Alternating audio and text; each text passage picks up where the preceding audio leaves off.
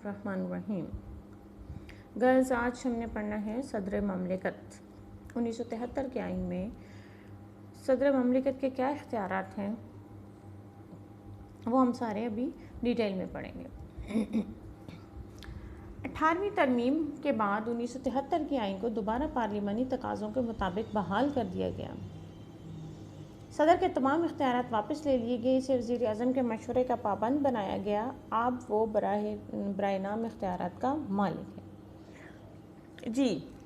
तो 1973 में के आइन के अंदर जो है एक शिक है 52 आर्टिकल जो है उसका 52 उसका पार्ट 52 का 58 है। 58 का पार्ट 2 और उसके आगे बी पोर्शन है जो कि सदर ममलिकत को ये इख्तियार देता था कि सदर ममलिकत किसी भी वक्त असम्बलियों को डिज़ोल्व कर सकता है, मुंतखब वज़ीर आज़म को घर भेज सकता है उसकी किसी नाअहली की वजह से, उसके किसी भी कह लें कि कोई गलत चीज़ें उसकी देखते हुए, कोई जो है वो इख्तियारात का गलत इस्तेमाल करते हुए देखते हुए सदर जो है वो किसी भी वक्त अपने इस इख्तियार का को इस्तेमाल कर सकता था और जो है वो असम्बलियों को तोड़ सकता था। वज़ीर आज़म काबीना हर चीज़ जो है उसको वो ख़त्म कर सकता था। तो यही इसी इख्तियार के तहत जो है वो बेनज़ीर की जो है वो जब वो पहली दफ़ा वज़ीर आज़म बनी तो कुछ अरसे 2-2.5 साल के बाद जो है वो उनकी असम्बलियों को तोड़ दिया गया। फिर उसके बाद नवाज शरीफ साहब वज़ीर आज़म बने तो उनकी असम्बलियों को भी जो है वो इसी वजह से इख्तियारात के नाजायज़ इस्तेमाल की वजह से जो है सदर साहब ने उस वक्त के उन्होंने असम्बलियों को तोड़ दिया। फिर दोबारा से बेनज़ीर आई तब भी यही हुआ और दूसरी दफ़ा नवाज शरीफ फिर आए तो दो दफ़ा जब ये काम हो चुका था तो उसके बाद जो है फिर माशाल्लाह आ गया, सदर मुशर्रफ साहब आ गए 2001 में। तो उसमें भी ये सारे इख्तियारात जो हैं वो चलते रहे। तो ये 52A2 भी जो 1973 के आइन के तहत ये शिक जो थी ये सदर को एम्पावर करती थी, यानी सदर को बहुत ज़्यादा इख्तियारात देती थी। तो सबसे बड़ा इख्तियार तो यही है ना कि सदर किसी भी वक्त जो है वो वज़ीर आज़म को, काबीना को और असम्बलियों को घर भिजवा सकता है, यानी असम्बलियों को तोड़ सकता है और नए इलेक्शन का ऐलान कर सकता था। तो हुआ ये कि इस चीज़ से जो है ये सियासतदान बड़े तंग आए हुए थे। तो इस वजह से जब ये दोबारा से जो है प्रेसिडेंशियल कह लें कि सदर मुशर्रफ के दौर में इंतखाबात जब करवाए गए और उसमें जो है वो पीपल्स पार्टी उभर के सामने आई और जरदारी साहब जो है वो सदर बनने वाले थे, वो सामने आए थे सदर के ओहदे के तौर पर। तो ये पार्टीज़ का आपस में डिसीजन था, पॉलिटिकल पार्टीज़ का, मुस्लिम लीग का, पीपल्स पार्टी का और बाकी तमाम का, कि जो भी आएगा अब हमने इख्तियारात जो है वो सदर के हाथ में नहीं देने। अब वो सदर बनाया ही उसको इसी वजह से गया था जो है इस शर्त पे कि जो भी बनेगा सदर वो आके जो है वो पहले अपनी ये जितनी जो है पार्लियामेंट के थ्रू सदर के जो ये इख्तियारात हैं 58(2)B के वो वापस करेगा। वो अपने पास ये इख्तियार नहीं रखेगा और सदर के पास ये इख्तियार नहीं होगा कि वो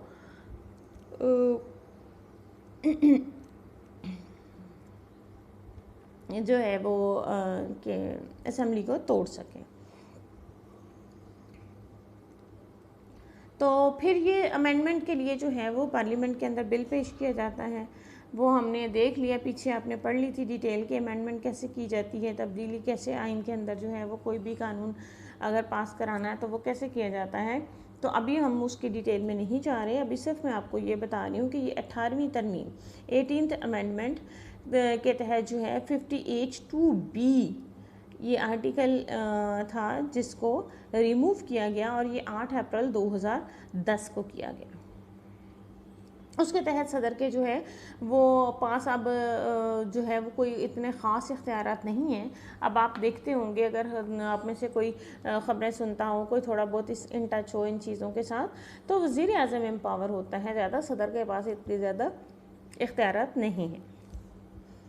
अब हम देखते हैं जी हमारे पास पाकिस्तान के सदर के लिए जो है वो क्या अहलियत क्या है। सबसे पहले तो वो मुसलमान होना चाहिए, फिर उसकी उम्र 45 साल से कम नहीं होनी चाहिए, कौमी असम्बली का वह रुकन होने का अहल होना चाहिए और हुकूमत के किसी भी मुनाफा बख्श ओहदे पर फायज ना हो, यानी सरकारी कोई मुलाजिम ना हो और वह जहनी और जिस्मानी तौर पर मफलूज ना हो। फिर सदर का इंतखाब कैसे होता है? पाकिस्तान में सदर का इंतखाब जो एक इंतखाबी इदारा करता है। इंतखाबी इदारे के अरकान में पार्लियामेंट, सेनेट और कौमी असम्बली और तमाम अरकान और फिर सूबाई असम्बलियों के अरकान भी जो हैं वो शामिल होते हैं। तो ये सारे मिल के सदर को चुनते हैं। 1985 की 8वीं तरमीम से कबल सदर का चुनाव सिर्फ पार्लियामेंट के दोनों ईवान करते थे, लेकिन अब ये चुनाव मज़कूर इंतखाबी इदारा करता है। यानी 1985 तक जो है, उससे पहले 8वीं तरमीम जो थी उसके तहत जो है वो सदर को सिर्फ पहले जो है 1973 के आइन के तहत सिर्फ पार्लियामेंट यानी कौमी असम्बली और जो है वो सेनेट मुंतखब करते थे। लेकिन फिर 8वीं तरमीम 1985 में की गई, आइन के अंदर थोड़ी तब्दीली की गई और उसके तहत सूबाई असम्बलियों को भी इसमें शामिल किया गया। सदारती इंतखाबात जो है वो चीफ़ इलेक्शन कमिश्नर की ज़ेरे निगरानी अमल में लाया जाता है। वही जो है वो सदर के इंतखाब की तारीख़, उसका वक्त और मकाम तयन करता है कि कहाँ पर जो है वो इंतखाब होगा।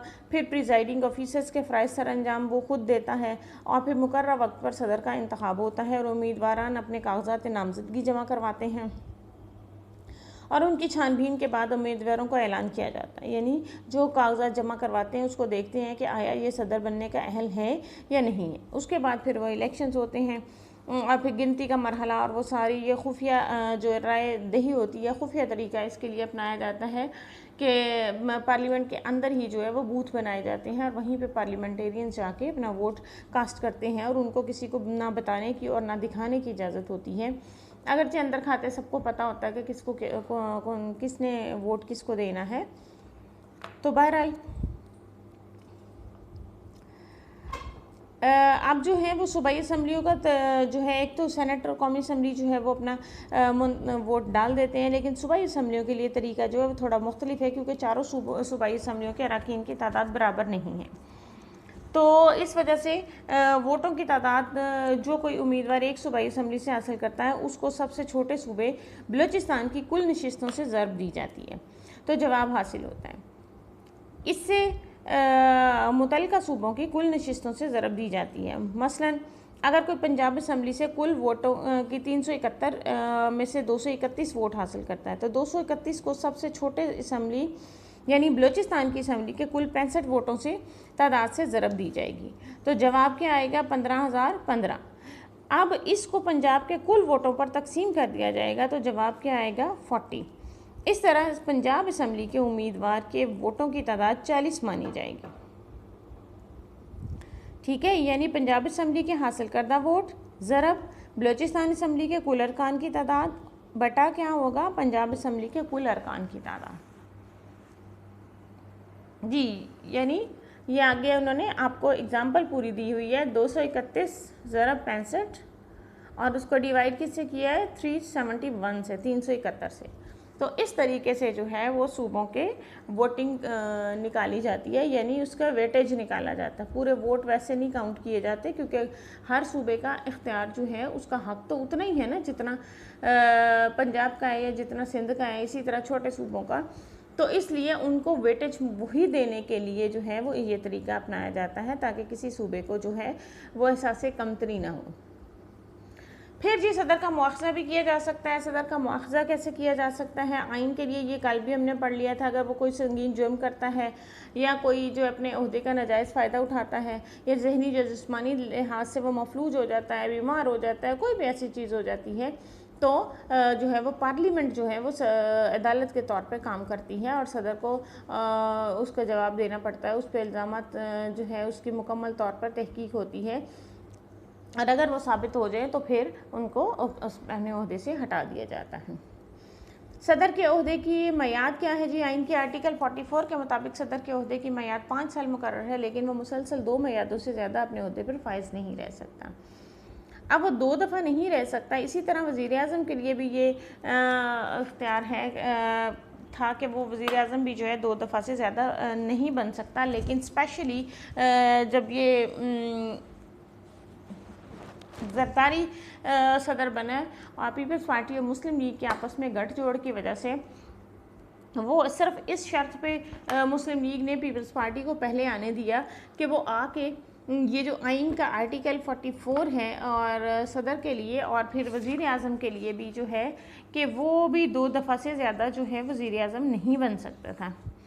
तो उनसे ये इस मुआहदे के तहत वो वज़ीर सदर बने कि वो आके इस पर काम करेंगे और इस तरमीम को ख़ात्मा कर देंगे कि जो कह लें कि वज़ीर आज़म और सदर पर कदगन लगाते थे कि ये सिर्फ 2 दफ़ा ही वज़ीर आज़म बन सकते हैं। तो उन्होंने उस तरमीम को ख़त्म करवाया और आके फिर जो है ये तीसरी दफ़ा इसीलिए वज़ीर आज़म बने थे। जी, तो सदर की मराहत क्या होती हैं? दौरान सदारत सदर के ख़िलाफ़ कोई फ़ौजदारी या दीवानी मुकदमा दायर नहीं किया जा सकता, ना ही उनको गिरफ़्तार किया जा सकता है। सदर को सरकारी ख़जाने से ख़तीर तनख्वाह मुतअद्दिद अलाउंस दिए जाते हैं, जिसका तयन जो है वो पार्लियामेंट करती है।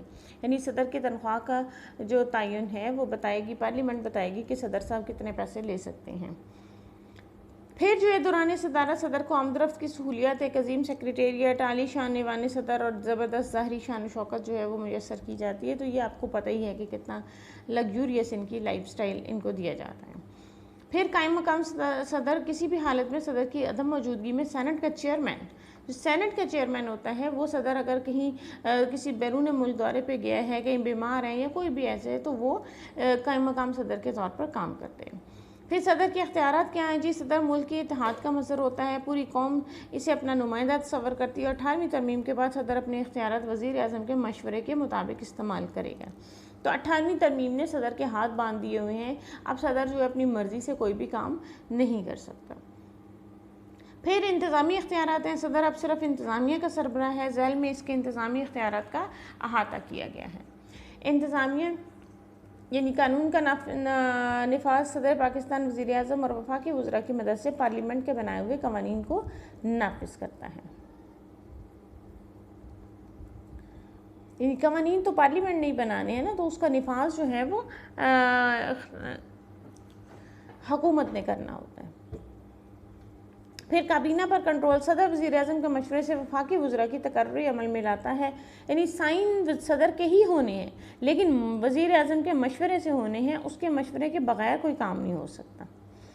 हर वज़ीर को एक एक महकमा तफवीज़ किया जाता है, वो अपनी कारकर्दगी का वज़ीर आज़म और सदर के सामने जवाबदेह है। सदर वज़रा की बरतरफ़ी का भी हक़ रखता है, यानी उनको किसी वक्त निकाल सकता है। जैसे अभी आप लोग देखते हो कि थोड़े अर्से बाद कोई ना कोई वज़रा को तब्दील कर दिया जाता है अगर उनकी कारकर्दगी सही नहीं होती, तो ये इख्तियार जो है वो वज़ीर आज़म और सदर मिल के इस्तेमाल करते हैं। 2010 में 1973 के आइन में की गई 18वीं तरमीम के तहत पाकिस्तान के पार्लिमानी निज़ाम में सदर की गिरफ्त वज़रा पर मजबूत नहीं रही। ज़ाहिर है सदर से जब इख्तियारात ले लिए गए तो सदर का इख्तियार तो वज़रा पर नहीं होगा, असल इख्तियार तो वज़ीर आज़म का होता है। फिर तकर्रियाँ जो है वो 1973 के आइन की में की गई 18वीं तरमीम वही बार बार वही चाह रहा है कि वो सदर जो है वज़ीर आज़म के मशवरे से तकर्री भी करेगा।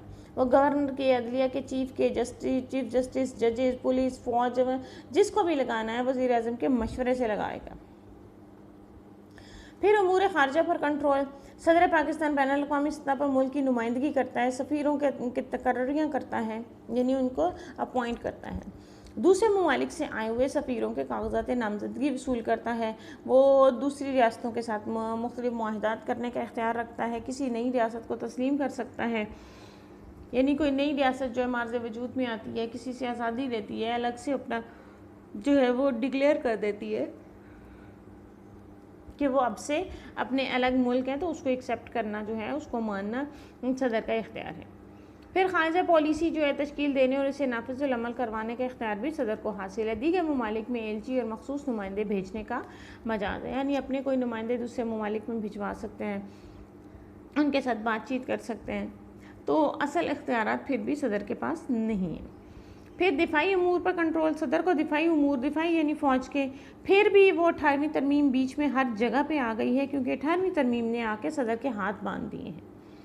और सदर के मशवरे के साथ ही joint chief of army staff को लगा सकता है। तीनों फ़ौजों के सरबराहान को लगाना सदर का काम है, लेकिन अब वो वज़ीर आज़म के मशवरे के बगैर नहीं लगा सकता किसी भी शख्स को।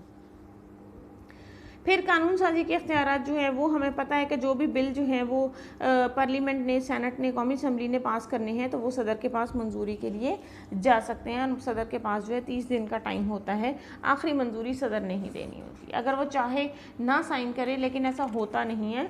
जब पार्लियामेंट ने, कौमी असम्बली ने बिल पास कर दिया तो सदर को साइन करना उसके लिए ज़रूरी हो जाता है। फिर इजलास बुलाना, सदर पार्लियामेंट का एक ईवान या दोनों ईवानों का मुश्तरका इजलास बुला सकता है। मखसूस इजलास बुलाने का वो मुजाज है और सदर इजलास में किसी ज़ेर बहस मसला के बारे में भी बात कर सकते हैं। फिर असम्बली की बरतरफी, सदर और गवर्नर नागुज़ीर हालात में भी असम्बलियाँ अब नहीं तोड़ सकते। ये 58(2)B जब तक था, आइन का हिस्सा था, तब तक सदर कर सकता था, लेकिन अब वो नहीं तोड़ सकता। फिर ऑर्डिनेंस का इजरा, ऑर्डिनेंस जब असम्बली का इजलास ना हो रहा हो तो सदर ऑर्डिनेंस जारी करने का इख्तियार रखता है। ऑर्डिनेंस भी कानून होता है जो एक ख़ास हालात में जारी किया जाता है। मसलन अभी कोई जो है वो कोई इंडिया सपोज के पाकिस्तान के साथ जंग शुरू कर देता है, या कोई बहुत एमरजेंसी हो जाती है, कोई ऐसे हालात हो जाते हैं जैसे अभी ये कोरोना की मिसाल ले लें, या फिर कोई सैलाब आ गया समझे, या ज़लज़ला आ गया अचानक, उससे बहुत शदीद जो है वो हालात, खौफनाक किस्म के हालात पैदा हो गए और असम्बली जो है वो उस वक़्त असम्बली का इजलास नहीं हो रहा, अपने सेशन में नहीं है, ठीक है। अब असम्बली का इजलास बुलाने के लिए सेनेट का या असम्बली कुछ टाइम चाहिए कि पहले वो अनाउंस करें कि वो कल इजलास होगा, परसों होगा, फिर उसके अंदर बिल पेश किया जाएगा, फिर उस पर बहस मुबाहिसा होगा, उसके बाद उसको पास किया जाएगा। तो इतना टाइम नहीं होता। जिन हालात में कोई इमरजेंसी हो जाती है तो उसमें सदर के पास ये इख्तियार होता है कि सदर अपने साइन के साथ एक ऑर्डर पास कर देता है, उसको ऑर्डिनेंस कहा जाता है। वो बाकायदा आइन का हिस्सा नहीं होता, वो वक्ती तौर पर एमरजेंसी को डील करने के लिए ऑर्डिनेंस पास करता है। उसके तहत जो है उसकी मुद्दत जो है वो 4 माह तक होती है। 4 माह तक अमल दरामद में वो रह सकता है। उस 4 माह के दौरान असम्बली का इजलास बुलाना ज़रूरी होता है। इजलास बुला के उसमें उस ऑर्डिनेंस को पेश किया जाता है और पेश करके फिर बहस मुबाहिसे के बाद उसको पास करवाया जाता है। अगर तो कौमी असम्बली और सेनेट दोनों में जो है ईवान उसको पास कर देते हैं तो फिर सदर की तौसीक से वो ऑर्डिनेंस जो है वो आइन का हिस्सा बन के वो कानून बन जाता है। अगर उसको तौसीक जो है वो असम्बली से नहीं होती, सेनेट और कौमी असम्बली उसको नहीं मानते, नहीं अप्रूव करते, तो वो 4 महीने के बाद जो है वो ऑर्डिनेंस खुद ब खुद ख़त्म हो जाएगा। यानी उसको आइन का हिस्सा बनाने के लिए जो है वो प्रॉपर प्रोसीजर इख्तियार करना पड़ेगा। लेकिन वक्ती तौर पर एमरजेंसी के अंदर जो है वो सदर अपने ऑर्डर के साथ कोई भी काम वो जो है करवा सकता है। फिर खिताब करना, सदर कौमी अहमियत के मामलात पर वो जो है दोनों ईवानों से यकजा खिताब कर सकते हैं। तो ये अक्सर कभी 14 अगस्त के मौके पर या कहीं जो है वो 6 सितंबर या कुछ इस तरह के इवेंट्स पर सदर जो है वो खिताब कर देते हैं। फिर इस्तिस्वाब राय, सदर को ये इख्तियार हासिल है कि वो किसी भी कौमी मसले पर इस्तिस्वाब राय दे सकता है, करवा सकता है। इस्तिस्वाब राय यानी प्लेबिसाइड, हाँ या ना में जवाब दिलवाना। वो कानून साजी में भी इस्तिस्वाब राय करवाने का इख्तियार रखता है, लेकिन 18वीं तरमीम के तहत रेफरेंडम के इंतखाब में सदर वज़ीर आज़म के मशवरे का अब हर जगह जो है वो सदर की राह में रुकावट क्या है? 18वीं तरमीम। फिर अदालती इख्तियारात आ जाते हैं जी। सदर सुप्रीम कोर्ट और हाई कोर्ट्स के चीफ जस्टिस और जजों को मुकर्रर करने पर पार्लिमानी कमेटी और जुडिशल कमेटी के मशवरे का पाबंद है। रहम की अपील सदर के पास जाती है। सदर मुजरिमों की फांसी की सज़ा माफ़ कर सकता है या इसे उम्र कैद में तब्दील करने का मिजाज है। सज़ा को मुअत्तल करने का इख्तियार भी उसे हासिल है। तो ये सबसे बड़ा जो अदालती इख्तियार है सदर के पास, ये एक इख्तियार है जिसको सदर जो है वो ख़ुद से इस्तेमाल कर सकता है। फिर आ जाते हैं जी हंगामी हालात। हंगामी हालात सियासी अफरा तफरी, फ़िरका वारियत या मजहबी मुनाफरत की वजह से मुल्क में किसी किस्म के हंगामी हालात पैदा हो जाएं तो सदर